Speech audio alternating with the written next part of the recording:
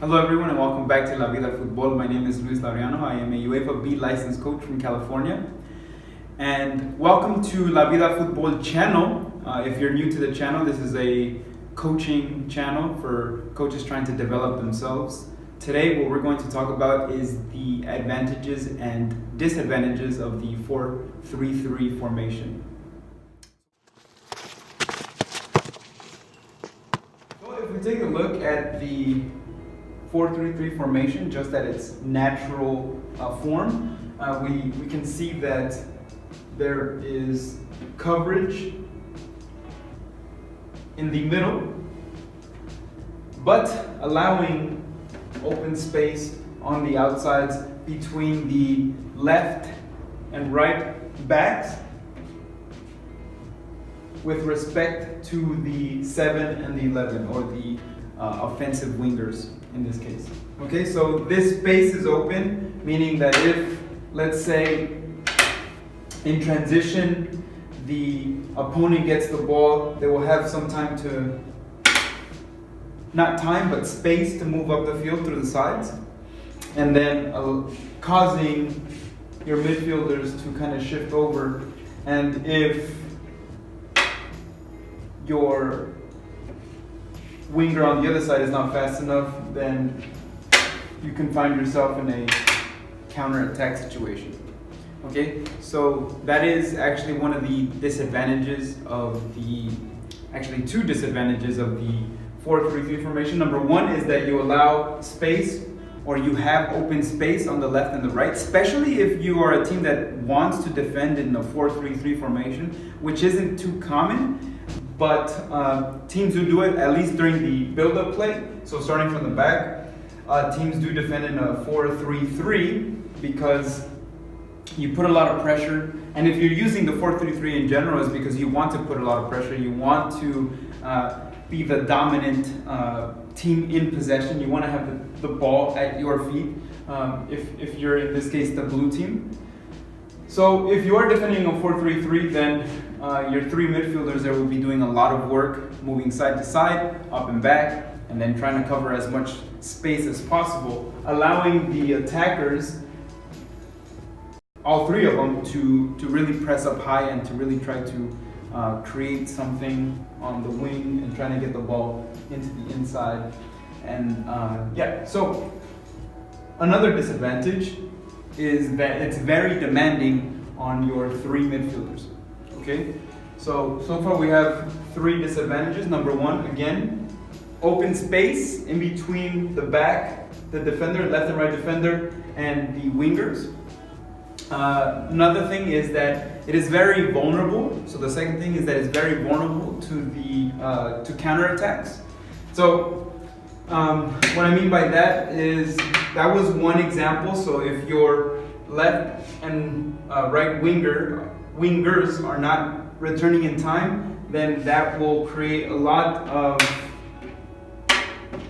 running and demand a lot from your three midfielders. So your 6, your number 8, and your number 10. And a lot of times you're actually going to want your number 10 to be higher up the field to help with the creativity. Okay, at least in the attack.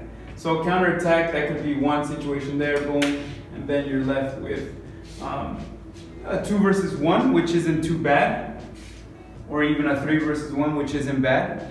But if this player was part of the attack and part of the reason that there was a counterattack, then that would actually mean that there's space right there. So as you close in, then you could be left with a situation where it's a 1v1 with your goalkeeper. All right, so let's start back again. Let's kind of reverse a little bit. Just leave one attacker there.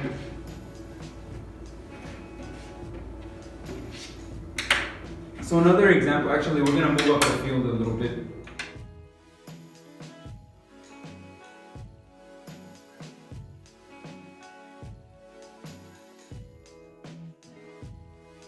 Okay, so players on offsides.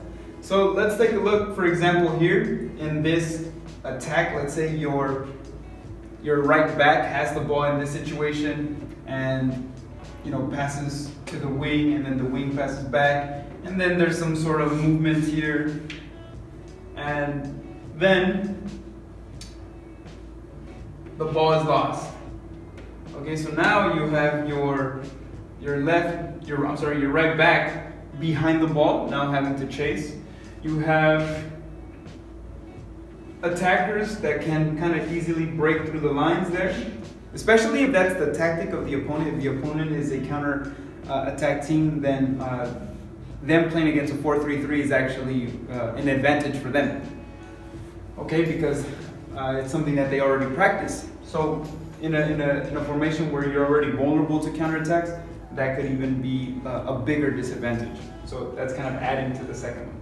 Okay, so there's a lot of room for attack, a lot of demand on your center backs, on your midfielders, at least during the counter-attack situations. So that is a disadvantage that we have there.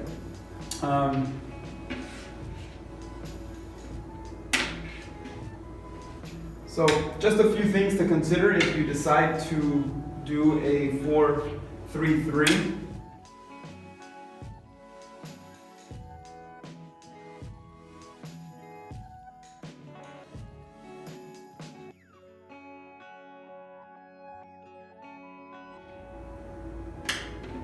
Okay, but let's take a look at some advantages, because there also are many advantages that you can consider using the 4-3-3 formation. All right, and let's take a look.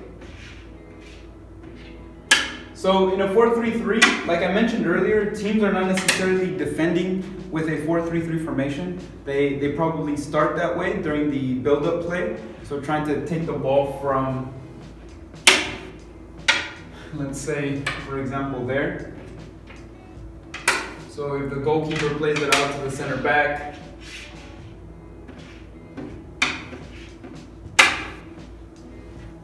right, then we're trying to cut off the passes there. So maybe one is cutting the pass between center back to center back. Your center midfielders are pressing up high, putting up some pressure, or putting some pressure there.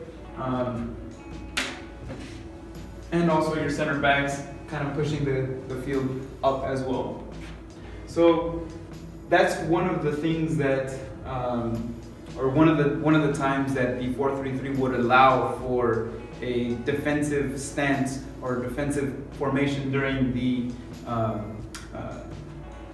build-up play of the opponent. Just because you had a lot of pressure, and again, in a 4-3-3 formation, you kind of want possession. So having this type of defense will allow you to get the ball, and not only get the ball back, which is what everybody tries to do, but essentially try to get it up as high up the pitch as possible. Okay, so that is one of the advantages with a 4-3-3, is that if you can execute that type of action as a team, then that would allow for a quick counterattack, quick recovery of the ball, and trying to get a shot, and essentially try to get a shot farther up the field. Yeah, so that's one of the biggest advantages there. But that can easily lead to a disadvantage if the team is able to, build into the midfield and kind of getting past your first line of defense. Okay, so then let's say, for example, this player gets past your left back. Boom! Now you're in essentially a 2 versus 2 or 3 versus 2 situation, which is not optimal. Okay, so definitely vulnerable to the counterattacks. But again, if you have players that can manage and can move properly and can really anticipate the next pass, then having a 4-3-3 as a defensive stance at the beginning of the build-up play can be a very big advantage. Okay, so let's return to the formation.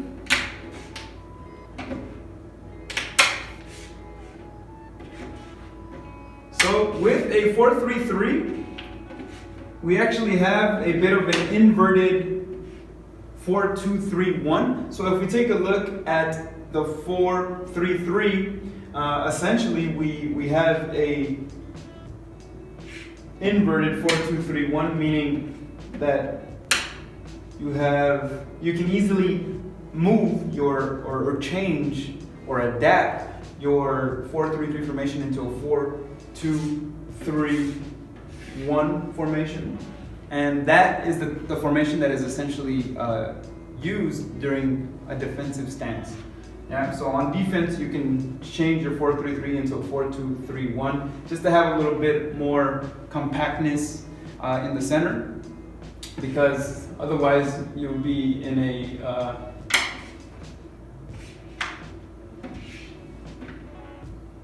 disadvantage situation with your midfield. So if you're, for example, playing against a team that's playing 4-4-2, and then one of the strikers comes down, then you have a 3 versus 3 situation in the center. Or if you're playing against a 4-2-3-1, then essentially it'll be 3 versus 3. But if one of the attackers pushes into the middle, then you have a 4 versus 3 situation. Not a situation that we want. So what we can do is essentially have our double 6 there, get our number 10 to stay in the center, having our wingers push in, and then now we have a lot more support in the center, and then having a good balance on the outside. Meaning if this player, for example, recovers the ball, then now we have our left back and our left winger kind of pushing there to try to make an outnumbering situation with the right midfielder. Okay, so that's one of the positives, one of the advantages of doing or playing with a 4-3-3 is that you can change to a 4-2-3-1 on defense, and you can also use a 4-1-4-1 on defense. So you can also be a little bit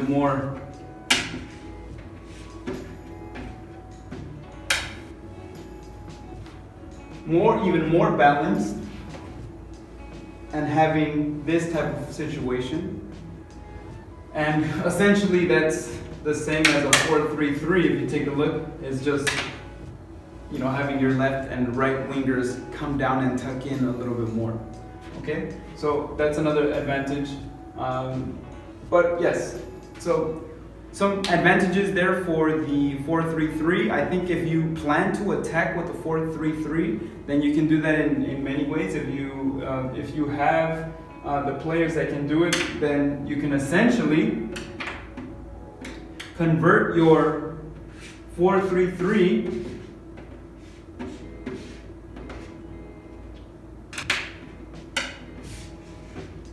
into this, which leads to a 2-3-2-3 situation. Okay, so that is a very intense form. So basically what happens is your left and right center backs, they open up wide. Your number 6 stays stays centered there to kind of, use the space in line with the center backs to recover the ball and then push it up. Then your left and right defenders kind of push up a little bit, kind of in line with the number 6. Then you have your 2 midfielders that kind of use that space accordingly, but can also cover that space, try to recover the ball or try to move the ball, because we actually would do this on the attack, right? And then try to move the ball up the field. Okay, so 2-3-2-3 is a way to attack. You can also change this to a 3-4-3, right? So then trying to get a little bit more attack, and you could even be more aggressive and get your number 10 to go up the field, and then having a 3-3-4. Okay, so then that's when you're really trying to get through the lines, and then probably use a little bit more of a long penetrating pass rather than try to build up through the middle or through the sides. It's kind of more just passing the ball a little bit left, a little bit right, trying to get the opponents to move, get some space, move it up, and then you already have 7 players ready to receive the ball, ready to receive the first or second ball, and essentially attack and get to the goal a little bit faster. Okay, so I hope you guys enjoyed that video. Talked a little bit about the advantages and disadvantages. If you guys have any questions, feel free to comment that in the comment section below. Thank you guys for watching. I'll see you guys next time.